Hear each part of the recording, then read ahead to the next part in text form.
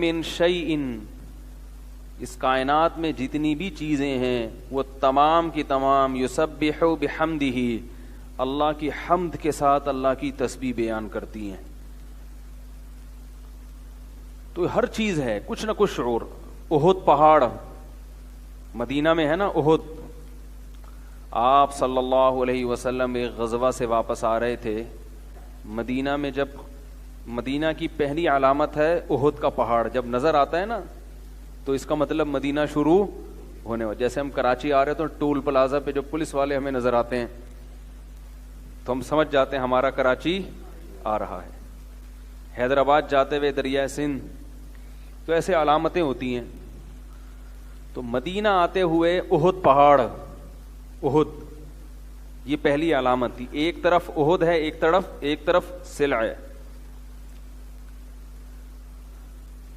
تو آپ صلی اللہ علیہ وسلم جب مدینہ کی طرف آ رہے تھے تو احد پہ نظر پڑی آپ کی.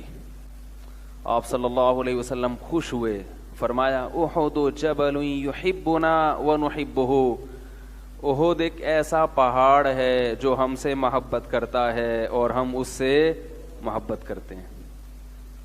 آپ صلی اللہ علیہ وسلم کو احد پہاڑ سے محبت تھی، اور آپ نے یہ بھی بتایا کہ احد کو بھی ہم سے محبت ہے. تو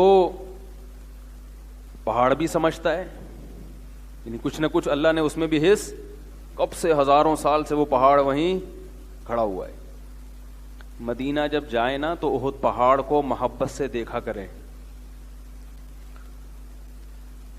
انسان کو اپنے محبوب کے محبوب سے بھی محبت ہوتی ہے. ایک شاعر نے کہا ہے نا، حمامت جرع حومت الجند لسجعی فانت بمرأم من سعاد و مسمعی.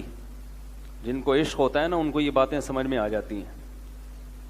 حمامت جرع حومت الجند لسجعی فانت بمرأم من سعاد و مسمعی. کبوتری بیٹھی ہوئی ہے پہاڑ کے اس طرف. کبوتر تو سمجھتے ہیں نا، کبوتری بیٹھی ہوئی ہے پہاڑ کے اوپر، اور شاعر کی محبوبہ ہے پہاڑ کی ارلی سائڈ، پنجابی میں کہتے ہیں نا ارلی سائڈ، دوسری سائڈ پہ. اب شاعر کو پہاڑ کی وجہ سے اپنی محبوبہ نظر نہیں آ رہی. کیا خیال ہے؟ ویسے تو پہلے ویسے بھی نظر نہیں آتی تھی، پہاڑ نہ بھی ہوتا برقع ہوتا تھا، لیکن چلو برقعے میں تو آتی تھی نا وغیرہ. تو پہاڑ کی وجہ سے برقعے میں بھی نظر نہیں آ رہی. اب ضرورت ہی نہیں پہاڑ کی، وہ سیلفی لے کے بھیج دے گی وہیں سے. تو پہاڑ کی وجہ سے شاعر کو محبوبہ نظر نہیں آ رہی، تو پہاڑ کے اوپر کبوتری بیٹھی ہوئی ہے. تو شاعر اس کبوتری سے کہتا ہے کہ تو کچھ بول، آواز نکال. کیوں؟ حمامت جرع حومت الجند لسجعی. اسجعی کا مطلب کچھ بول، جو پرندے بولتے ہیں. کیوں؟ وہ اس لیے کہ جب میں پہاڑ کی چوٹی پہ تجھے دیکھتا ہوں، میری محبوبہ بھی وہیں دیکھ رہی ہے، تو ہم دونوں کی نگاہیں اس پوائنٹ پہ آ کے ٹکرا رہی ہیں. سمجھ میں آ رہی ہے بات؟ ہم دونوں ایک چیز کو دیکھ رہے ہیں، اس سے مجھے ایک سرور ملتا ہے. تو جب تو بولے گی تو ہماری سماعتیں بھی ایک پوائنٹ پہ آ کے ٹکرائیں گی. بہت گہری بات ہے. جن کو عشق محبت سے کبھی واسطہ پڑا ہو ان کے سمجھ میں آئے گا. یہ ٹھرکی ہوتے ہیں نا عاشق معاشق جو ہیں، ان کی کوئی لاجک نہیں ہوتی. تو کہہ رہے ہیں جب تو بولے گی تو میں جس چیز کو سن رہا ہوں گا، میری سماعت جہاں جا رہی ہوگی محبوبہ کی سماعت بھی، تو یعنی ابھی تو ہماری نگاہیں یوں آ کے ٹکرا رہی ہیں، تو ہماری سماعتیں بھی یوں آ کے ٹکرائیں گی. تو یہ تیرے بولنے پر موقوف ہے. تو بولے گی تو ہماری سماعتیں ٹکرائیں گی. یہاں پہ بول. تو محبت کے اصول نہیں ہوتے نا.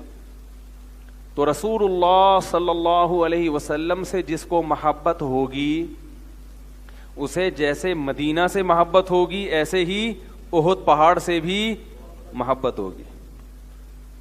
احد پہاڑ سے بھی محبت ہوگی اس کو.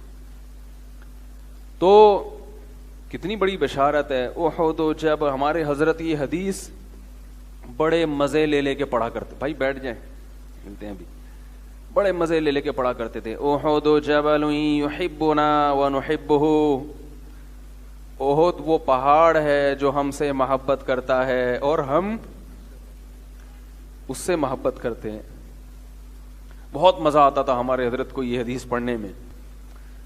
تو جیسے چیزوں کو محبت ہو جاتی ہے, جیسے انسانوں کو دیواروں سے محبت ہو جاتی ہے نا, تو دیواروں کو بھی ہو جاتی ہے, لیکن اس کی کیفیت کیا ہے وہ اللہ ہی بہتر جانتا ہے. اس کی ظاہر ہے ہم تو بے جان چیزیں نہیں ہیں جو ہمیں احساس ہو, جو ہمیں اندازہ ہو.